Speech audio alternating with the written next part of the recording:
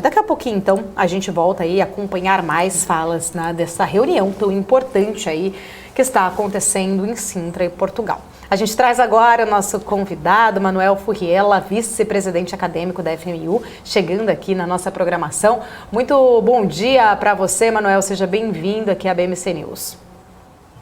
Bom dia, agradeço o convite. Parabenizo aí pelo programa, sempre com bastante qualidade. Muito obrigada. Bom, queria começar falando com você especificamente sobre a questão da cúpula do G7, né? Chegou ao fim especificamente nessa terça-feira. A gente estava acompanhando desde domingo, né? Esses líderes todos reunidos. Um dos assuntos predominantes foi a guerra da Ucrânia. Não poderia ser diferente, né? A gente está vendo aí um grande esforço para tentar reduzir os custos da energia. Inclusive, Lagarde acabou falando bastante sobre isso agora. A questão também, né, determinante aí dos limites dos preços nas fontes de energias russas, proibição da importação do ouro por parte aí de vários países do Ocidente. Queria entender a sua visão, né, em relação a esses assuntos. Quais países talvez possam ser mais afetados? Qual possam sair se beneficiando, né? Se isso for realmente possível, se algo do tipo for realmente decidido. Bom, a questão da guerra da Ucrânia ela é determinante para um problema internacional. O que acontece é que quando você tem países tão relevantes, países centrais, como é o caso da Rússia, a Rússia é o maior país do mundo em extensão territorial e é um dos principais fornecedores de muitas matérias-primas, né? Você tem uma lista de matérias-primas e a Rússia ela é fornecedora importante desses produtos. Só para a gente pegar dois aqui, de trigo junto com a Ucrânia, que está com a produção, né, prejudicada por conta da guerra, distribuição principalmente, quase 30% do trigo sai de lá. Então, o impacto é gigante. A Rússia é o terceiro ou quarto maior exportador de petróleo para o mundo todo e é o maior fornecedor de gás, que é um insumo energético primordial, indispensável para a Europa Ocidental. Então, aí, só por aí a gente já vê como atinge o mundo inteiro este conflito. Então, não só pelas sanções, a Rússia tem sofrido uma série de penalidades, sanções econômicas estão entre as principais, e no caso da Ucrânia, ela está sendo aí impedida, né, de ter o seu processo produtivo completo. Então, você tem problemas mundo afora causados principalmente por isso. Essa reunião do G7 tentou contornar algumas dessas situações, porque eles percebem que tem que fazer uma contenção do poderio e do avanço geopolítico-militar da Rússia, mas, ao mesmo tempo, eles têm que lidar com o impacto econômico disso, porque a sanção econômica não atinge só a Rússia, atinge o mundo todo. Se você impede a Rússia de exportar ou reduz a exportação de diversos itens, você traz impacto que também gera problemas na cadeia de abastecimento, numa sequência já prejudicada pela pandemia. A pandemia, em seus aspectos econômicos, prejudicou muito as cadeias produtivas. Então, você tem vários produtos que ficarem incompletos e acabam não chegando no mercado. E aí você tem, na sequência, essa guerra da Rússia-Ucrânia, que também atinge esses aspectos. O G7 não conseguiu tomar decisões muito importantes sobre isso. Uma das únicas é tentar não impedir a Rússia de exportar petróleo ou exportar várias commodities das quais ela é grande participante internacional, mas tentar limitar o preço. Tem que ver se a Rússia vai aceitar, né? Falta esse lado aí de acerto, né? Eles estão querendo manter um abastecimento, mas limitar o preço para causar o impacto, né, uma pressão econômica sobre a Rússia, mas não prejudicar a venda do abastecimento internacional. Tem que ver a reação da Rússia. Não sei se essa equação vai fechar. É uma tentativa de não desabastecer os mercados globais, mas de punir a Rússia economicamente, limitando o preço. Tem que ver a reação russa em relação a isso. Essa medida é controversa por esse aspecto. Não sei se ela vai ser completamente eficaz. Se a Rússia entender que não aceita vender, comercializar esses produtos por essa limitação do preço, o desabastecimento vai acontecer da mesma forma.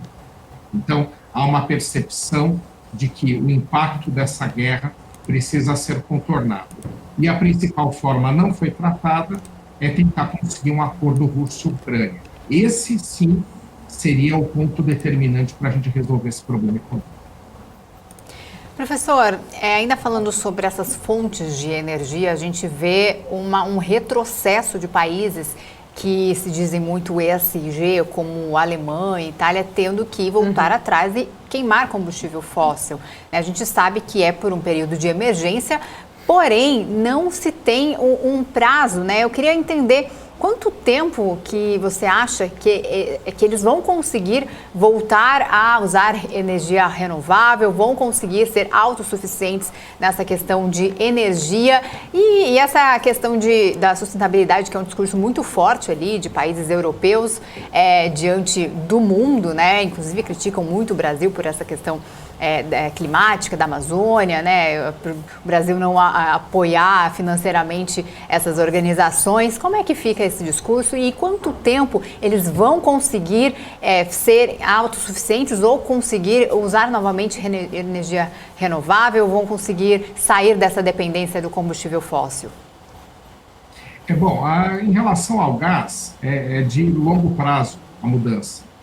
Porque há uma necessidade muito grande pela economia da União Europeia, principalmente, e o gás, ele vem diretamente da Rússia por gasodutos. Então, há uma facilidade. Então, você tem um dos maiores provedores do mundo, que é a Rússia, né, que grande parte, aliás, do seu território está na Europa, gasodutos que já tinham sido construídos e novos, que só não entraram em operação por causa da guerra. Então, imagina só, investimento feito para esse transporte de gás, um grande fornecedor ali e sem grandes alternativas de substituição em curto prazo. Porque você tem ali algumas possibilidades no Oriente Médio, com necessidade de construção de enormes gasodutos, e uma proposta dos Estados Unidos de fornecer gás, que olha só que complicado, tem que ser transformado em liquefeito, para poder ser transportado em navio, para chegar na União Europeia, ser convertido em gás de novo e colocado no gasoduto. Operação mais caro. Caríssima. E os Estados Unidos ele não tem capacidade de produção a curto prazo para atender essa demanda, né? Então, você tem aí no gás, para mim, o principal problema, porque a substituição é difícil. Tem uma pequena sorte que é temporária, que você está entrando no verão europeu, então a demanda pelo gás, que ele é muito utilizado em aquecimento residencial, ele tem vários usos, inclusive industriais. Mas aquecimento residencial, então você tem uma diminuição de demanda, mas é temporária. Daqui a poucos meses volta o pico da demanda. Então, esse é o principal desafio. Então, é verdade que eles estão tentando conciliar uma manutenção de importação russa, mas tentando punir a Rússia, eles têm que limitar o preço. A Rússia pode chegar em um determinado momento e falar, não vou abastecer você, né? Então, o gás, para mim, é o principal problema. O petróleo também mas o petróleo você tem alternativas de fornecimento.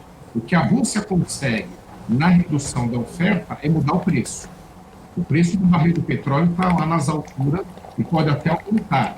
Mas você tem outros players no mercado e o transporte dele não depende necessariamente, né, de ser transportado aí por algum tipo terrestre, né? Ele pode ser transportado por navios petroleiros, etc. Então, você consegue até atender o fornecimento, você tem um impacto no preço. Agora, o gás você precisa uma alternativa rápida para que você consiga outro fornecedor, até que haja uma agenda a médio e longo prazo de você mudar a matriz energética.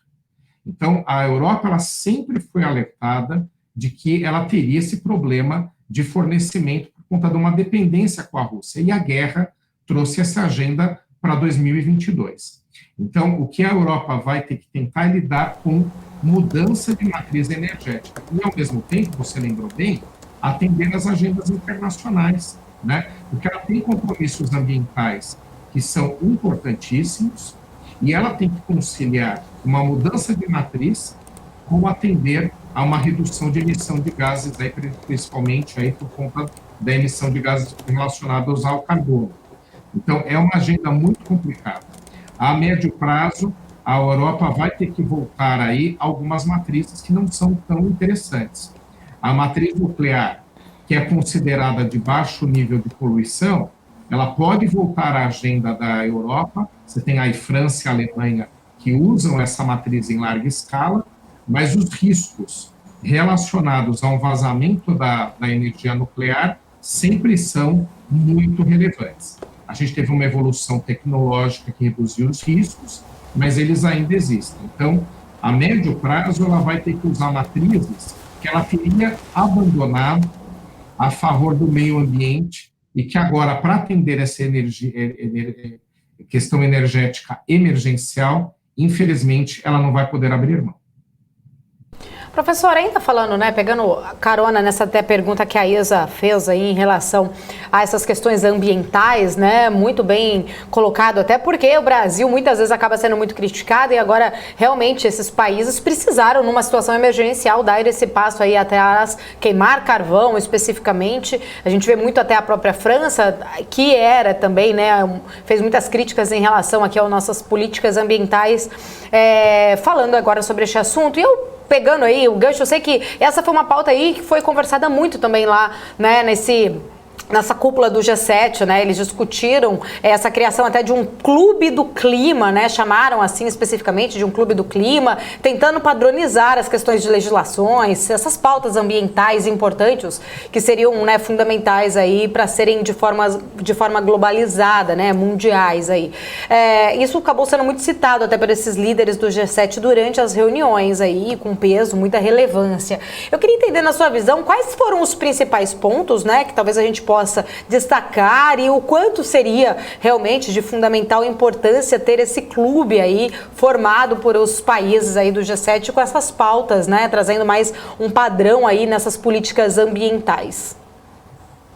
Eles tentaram criar ali um comitê, né, que é esse clube, para conciliar esse período de transição energética do mundo, principalmente europeia, pela dependência que eu mencionei, é a região mais dependente da Rússia por conta do gás, e, ao mesmo tempo, atender às questões de mudanças climáticas. Então, ter que retornar à utilização, né, de formas de produção ou matrizes que elas eram consideradas obsoletas e altamente poluidoras, para atender no curto prazo, é um grande desafio, porque esses compromissos internacionais, grande parte deles, eles foram liderados pela própria Europa, e você lembrou bem, o Brasil tem sido pressionado a mudar, por exemplo, aí alguns dos seus aspectos de políticas ambientais, né? As queimadas são as mais mencionadas sobre o Brasil. A matriz energética é um pouco menos criticada, né? Posso comentar, é mais a questão propriamente das queimadas, mas o ponto é que o Brasil ficou aí, né, na turbulência internacional, muito criticado por questões de políticas ambientais. E agora a Europa vai ter que tomar decisões muito difíceis e é muito provável que também vai entrar no centro de críticas. Porque essa mudança com a dependência russa, ela não é simples a curto prazo, né? São, como eu falei, de médio e longo prazo, as medidas de redução de dependência. E, repito, a Europa já tinha sido alertada em várias oportunidades de que, né, essa dependência poderia sair cara em algum momento. Estamos no momento onde saiu cara e amarga mesmo essa dependência. Mas ela está tentando, com esse comitê, conciliar, né, a mudança da matriz, a redução da dependência russa e, ao mesmo tempo, né, cumprir os pactos ambientais internacionais. Então, o comitê, ele tem muito mais, ou esse clube, muito mais esse aspecto de lidar com esse jogo difícil, que é conciliar você preservar o meio ambiente, que é determinante para a sociedade internacional, a gente sabe, com atender à política energética sem impactos econômicos. Não é uma agenda fácil, mas a criação desse grupo, né, desse clube, é justamente para ter um comitê bem específico para lidar com essa equação. Professor, você comentou, né, em relação às fontes de energia aqui do Brasil. Primeiro, na sua opinião, né, você que entende muito sobre essas fontes energéticas, qual seria a melhor alternativa para a Europa hoje, sem contar com a Rússia, né, e para o Brasil? O Brasil precisa ser... O que precisa para o Brasil se tornar um passo à frente aí em relação à segurança energética? Bom, primeiramente, com relação à Europa, é uma situação que, veja só, é a região mais desenvolvida do mundo. Você tem vários países muito desenvolvidos. Tem o Japão, né, a China está crescendo bastante, tem a Austrália, Estados Unidos, Canadá, mas se a gente pegar em termos continentais, a União Europeia é a região mais desenvolvida. E, por outro lado, é de pouca extensão territorial e de poucos recursos, né? Então, você tem aí uma situação muito difícil de buscar formas de geração de energia que sejam limpas, ou mais limpas possíveis, né? Porque você tem impacto em todas elas, viu? Maior ou menor. Mas, lógico, tem que se optar por aquelas que sejam ambientalmente mais saudáveis, mais interessantes. Mas aí você tem uma equação de como manter um abastecimento numa região tão desenvolvida.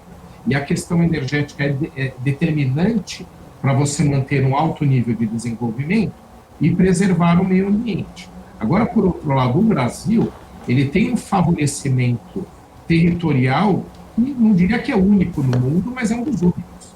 Né? Nossa extensão territorial é maior que a Europa, nós somos um país de muitos recursos, né? E um deles, o Brasil utilizou, não por questões ambientais, né, mas para fugir da dependência das crises do petróleo nos anos 70 do século passado, que foi a construção de hidrelétricas. Tem também seus inconvenientes ambientais, obviamente, mas na geração elas se tornam uma das melhores ambientalmente falando. Obviamente que é muito melhor do que você queimar carvão, como mencionado aqui, ou queimar petróleo, né? Então, a geração hidrelétrica que o Brasil utiliza ainda como a sua principal matriz, ela é, apesar de alguns inconvenientes, né, um ativo que o Brasil tem em questões ambientais, como sendo aí uma das melhores.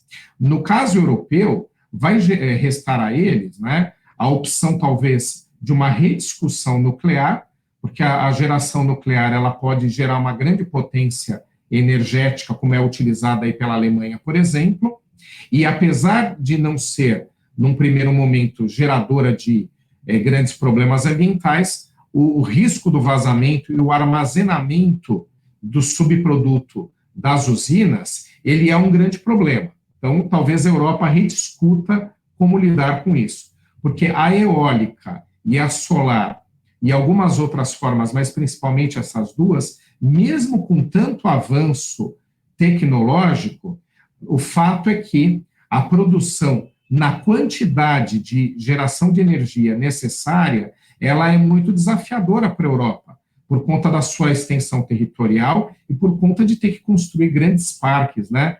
Tanto de geração solar e eólica, que acabam dando um comprometimento territorial. Então, essas são aquelas mais recomendáveis, mas de difícil implementação, por conta do que eu mencionei. Você não consegue gerar energia suficiente e tem também esse aspecto. O Brasil, ele consegue lidar com todas essas matrizes que são as menos impactantes no meio ambiente, por conta, né, dos seus recursos naturais e da sua extensão. Então, o Brasil ele conseguirá, se tiver aí investimentos futuros, utilizar aquelas mais limpas, digamos assim. Agora, a Europa, ela tem sim um desafio, né? Ela tem sim que trabalhar com as mais interessantes, as menos impactantes, mas ela tem uma limitação territorial e tem um tamanho de economia que necessita, né, de uma geração de energia de tal porte que essas formas menos impactantes, menos poluidoras, talvez não atendam no curto prazo.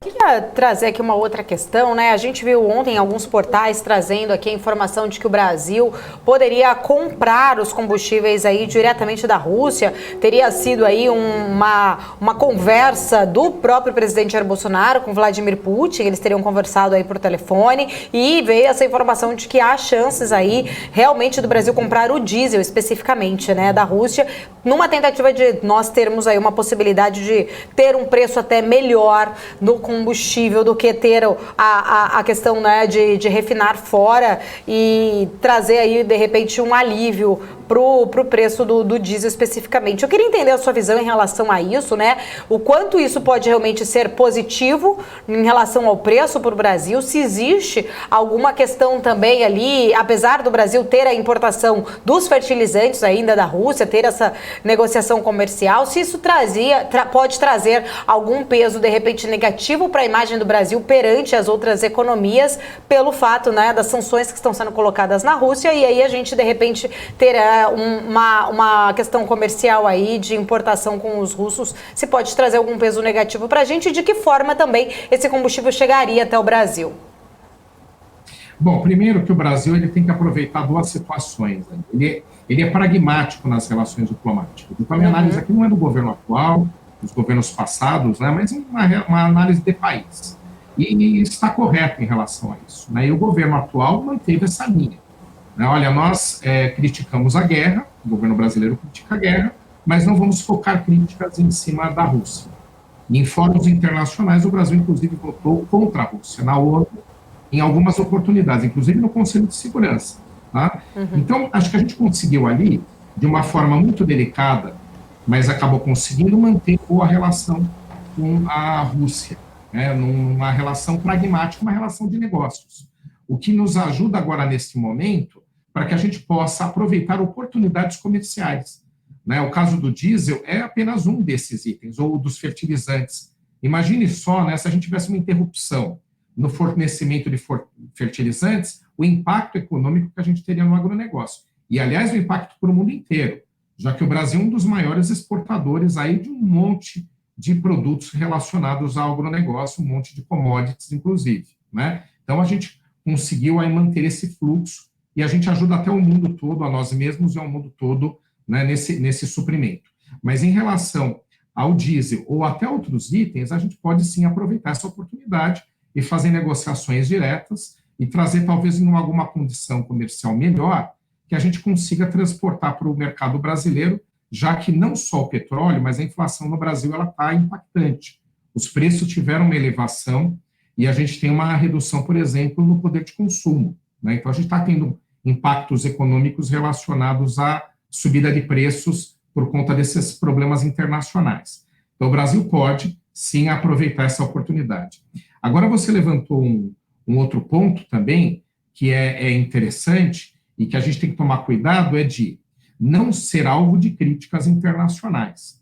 Né? Você tem um regime de sanções sendo aplicadas à Rússia pelas maiores economias. O Brasil não faz parte desse grupo que está aplicando sanções, mas ele pode, em algum momento, ser convocado. Né? Em outras oportunidades da história, nós tivemos isso, inclusive na Primeira Guerra do Iraque, em 1991. O Brasil fazia muitos negócios com o Iraque, exportava produtos industriais, né, a indústria automobilística, por exemplo, e o governo americano nos pressionou naquela época a colaborar com as sanções internacionais. E veio o impacto no Brasil. Neste momento não veio, mas se a gente aumentar a quantidade de negócios com a Rússia, pode vir. Então o Brasil vai ter que aproveitar essas boas relações, usar o seu discurso de que é pragmático, que se relaciona bem com o mundo todo, que é contra a guerra, mas não vai tomar uma posição neste momento. Tentar, por este discurso, aproveitar a oportunidade para fazer negócios interessantes, negócios comerciais com a Rússia. Não é uma tarefa fácil, mas o nosso corpo diplomático é mundialmente conhecido, muito competente, e o governo brasileiro está tomando bastante cuidado nas conversas. Então, a gente talvez consiga aproveitar essa oportunidade. Tenso aqui.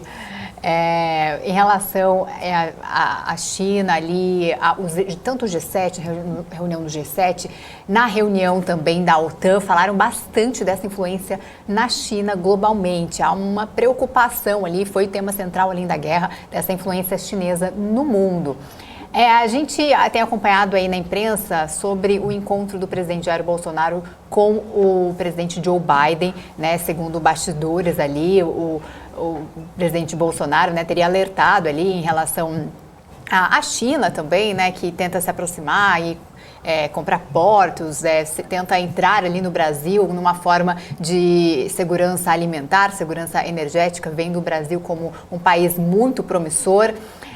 Eu queria entender, a gente inclusive tem uma entrevista aí com um assessor ali do Bolsonaro, que fez uma entrevista com um apresentador da Fox bem famoso lá, o Tucker Carlson. Ele inclusive está aqui no Brasil, vai entrevistar o presidente Jair Bolsonaro, acho que hoje, e ele falou bastante sobre esse temor ali dos Estados Unidos em relação a essa aproximação da China com o Brasil, sabendo que o Brasil tem uma segurança alimentar, é promissor na segurança alimentar, segurança energética.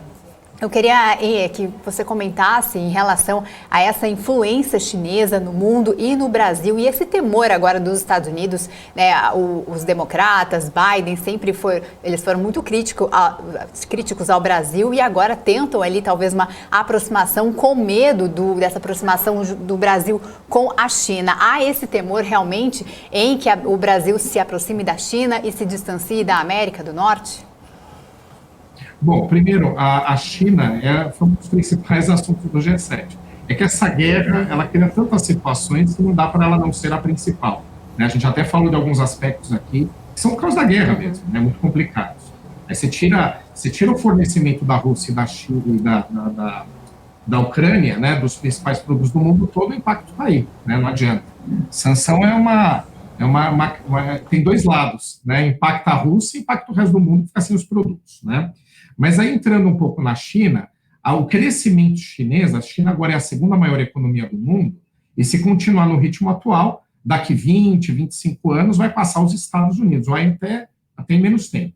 Então, você tem aí um Estado que é importante, né? Todos os países precisam fazer negócio, mas quando você tem uma nova potência econômica no mundo, as outras que são as atuais começam a ser afetadas, começam a diminuir o seu protagonismo.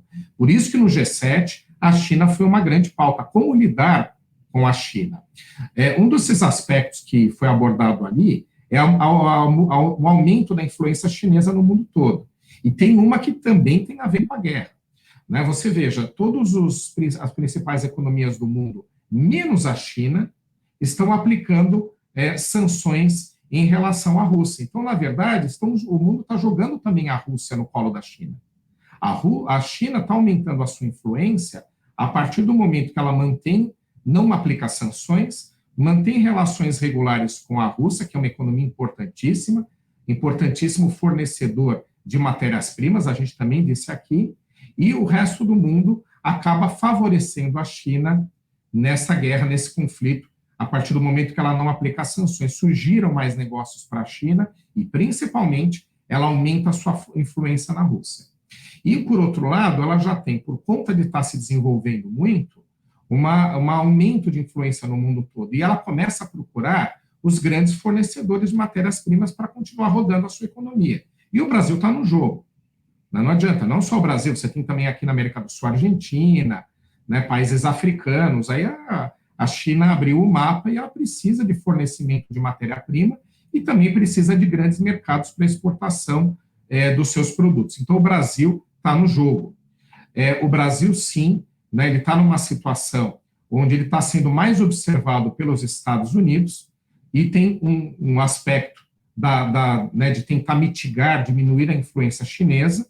Os Estados Unidos, se ele não tomar aqui uma posição, ele abre mais espaço para a China. E tem um outro, né? Você tem aí, por conta dos últimos resultados de eleições presidenciais, uma América Latina que está elegendo, na maior parte dos países aí nas últimas eleições, governos que não são alinhados diretamente aos Estados Unidos. A gente teve agora, por exemplo, o resultado na eleição da Colômbia. Então, os Estados Unidos vão ter, em relação à América Latina toda e ao Brasil, uma situação de diminuir a influência chinesa, seja porque a China é um player cada vez maior, e, por outro lado, a eleição de governos que podem ou não ter boas relações com os Estados Unidos. Então, a América Latina ficou muito mais complexa, e o Brasil também para os Estados Unidos. Agora, do lado do Brasil, é uma oportunidade. A partir do momento que você tem uma disputa entre essas potências, é uma oportunidade de lidar com isso e trazer e negociar e barganhar mais. Então, se os Estados Unidos querem aumentar os negócios com o Brasil, a partir do momento que está sendo cortejado também pela China, ele pode, né, negociar acordos muito mais interessantes. Ou o contrário, ou com a China também, né, no mesmo jogo, que o Brasil achar mais interessante. Mas essa é uma oportunidade de ouro para o Brasil conseguir trazer mais investimentos, negociar acordos melhores, porque você aumenta o seu poder numa negociação internacional. Inclusive, né, professora, a gente também não pode esquecer, né, o Brasil aí tem, né, uma relação comercial importante com a China, né, ano passado, por exemplo, eu estava até olhando aqui, o Brasil exportou para a China aí um valor de 87,9 bilhões de dólares, minério de ferro principalmente, né, um dos produtos que mais exportamos para os chineses, né, isso tem também um peso muito importante para muito importante também na nossa balança comercial. Mas eu queria entender como que você vê, né, essa relação comercial, tanto Brasil e China, mas principalmente pelos nossos líderes, né? Como que fica a relação entre Xi Jinping e Bolsonaro, principalmente, né, perante aí a essas questões todas que foram discutidas dentro do G7, o G7 que causou muito ali falta de transparência por parte da China. Muito bem que você trouxe agora essa preocupação do Biden também, principalmente vendo aqui a América do Sul, né, tendo muitos países ali já elegendo líderes de esquerda, líderes que têm uma proximidade até maior com o regime comunista chinês, e é uma preocupação também, parece que foi levantada até nessa entrevista do próprio Biden, agora olhando para o Brasil num sentido ali que só restou o Brasil, talvez, que fosse um pouco mais pró ali aos Estados Unidos, mas temos essa relação comercial forte com a China também. Queria entender um pouquinho da sua visão, né? Como que fica aí, talvez, a relação entre Bolsonaro e Xi Jinping também diante dessas questões? A China, ela vai também, eu usei a expressão cortejar, é o que vai acabar acontecendo, né? O Brasil é fundamental para os interesses chineses no exterior, no seu desenvolvimento, né? Importantíssimo fornecedor de muitos produtos. A gente tem que entender que essas economias muito industrializadas, e o parque industrial do mundo quase todo está na China, né? Tanto é que a China desindustrializou muitos países, inclusive nós aqui, né? Ela precisa de ser abastecida para a economia girar, senão o parque industrial muda para outro lugar, né? Então, isso daí é fundamental para a China continuar evoluindo. E também ter uma questão geopolítica, uma zona de influência. O Brasil é a principal economia da América Latina, né? A gente está aí mesmo com umas derrapadas entre as 10, 11 maiores economias do mundo. Não dá, né, para o Brasil não ser aí cortejado. E a relação do Xi Jinping com o Bolsonaro teve um pequeno desgaste no início do governo Bolsonaro, até porque havia uma política externa muito mais de aderência aos Estados Unidos. E atualmente, né, nos últimos 2 anos, isso mudou um pouco. O Brasil voltou a ser um pouco mais, né, programático e pragmático no sentido de se relacionar com o mundo todo e falar: China, você é um dos players importantes para nós, a gente mantém uma relação estável com você e não mais uma aderência maior aos Estados Unidos, né? Então, isso reaproximou o Brasil da China. Num primeiro momento, a gente estava muito mais pró-Estados Unidos, e agora eu acho que a gente voltou para a posição que, no meu entendimento, sempre tem que ser o Brasil, né, de uma relação ampla aí com todos os países, inclusive com a China. Então, agora, a gente volta a estar mais próximo da China. Então, é uma relação boa, e como os BRICS saem fortalecidos com esse necessário retorno da Rússia aos BRICS, né, porque a Rússia agora ela vai se voltar aos BRICS para tentar manter relações internacionais robustas, já que ela está desgastada com a Europa, Estados Unidos, Japão e Canadá. Então, ela volta de novo para cá. E os BRICS têm lá a China, o Brasil, a África do Sul. Então, a relação com a China já melhorou e tende ainda a ser ainda melhor por conta desse fortalecimento dos BRICS, né, já que a Rússia ela agora vai buscar mais negócios ali, e a China também, todos vão botar mais cestas mais ovos nessa cesta. Então, você vai ter aí uma relação mais profunda. Então, a relação ela vai se aprofundar do Brasil com a China no atual governo, e eu acho que até, independentemente do resultado da eleição, no governo futuro. Professor, exatamente esse ponto que eu queria tocar com você, em relação, até porque eles são parceiros, né? China e Brasil estão ali nos BRICS. Mas algo muito interessante que nessa última reunião dos BRICS que aconteceu ali no mês passado, é que houve um convite para a Arábia Saudita, Cazaquistão, Egito, Emirados Árabes Unidos, Argentina, até a Indonésia, Nigéria, Senegal e Tailândia para entrar ali nos BRICS, se fortalecendo. Primeiro, eu queria a sua opinião. Isso traz um temor ali até para outros grupos, como o G7, o que significa a união, o convite para esses países, o que esses países teriam a agregar ali, principalmente a Arábia Saudita, aos BRICS?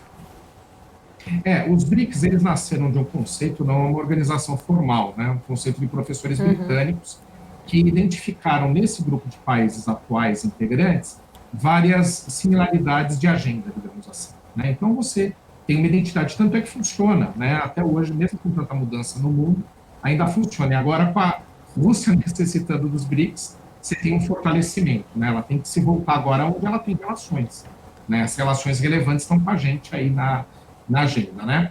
Mas essa questão de ampliação dos BRICS não é uma discussão recente, até porque hoje em dia você precisa de uma nova agenda internacional, né? Você teve durante muitos anos, por conta da Guerra Fria, um mundo dividido entre influência soviética, que já não existe mais, a Rússia tenta voltar um pouco com essa agenda, mas não vai voltar até o poderio que tinha na época, não há possibilidades, né, por nenhum aspecto. E uma influência americana. Quando a União Soviética se dissolveu, você ficou aí com um mundo basicamente de influência americana. Mas há um desconforto por muitos países em ter que seguir a agenda das grandes potências, né? Então, um realinhamento vai acabar, acho que, acontecendo em algum momento, né? Então, você tem aí um grupo que seria dos estados não alinhados, né? Então, eu acho que esse grupo é interessante. O que eu vejo de desafio para o surgimento desse outro grupo é que você já tem uma potência dentro dele, né? Como é que a China vai fazer parte de um grupo de estados não alinhados com um poderio tão maior do que todos os outros juntos, né? Então, a economia chinesa é enorme, está crescendo cada vez mais, é a segunda maior do mundo, e a China vai começar a ter uma pretensão maior nas suas relações, ela vai começar a tentar se impor um pouco mais, por conta de ter uma força desproporcional econômica em relação aos outros. Então, acho que esse é o principal desafio para você fazer surgir um BRICS maior, um BRICS que eu até chamaria de BRICS de estados não alinhados às potências, porque você tem uma potência também lá dentro, né? Então, acho que esse é o grande desafio. Então, eu acho que isso que vai fazer, talvez, com que a gente fique, pelo menos por mais algum tempo, com esse modelo atual que nós temos. Obrigada, professor. Obrigada, professor.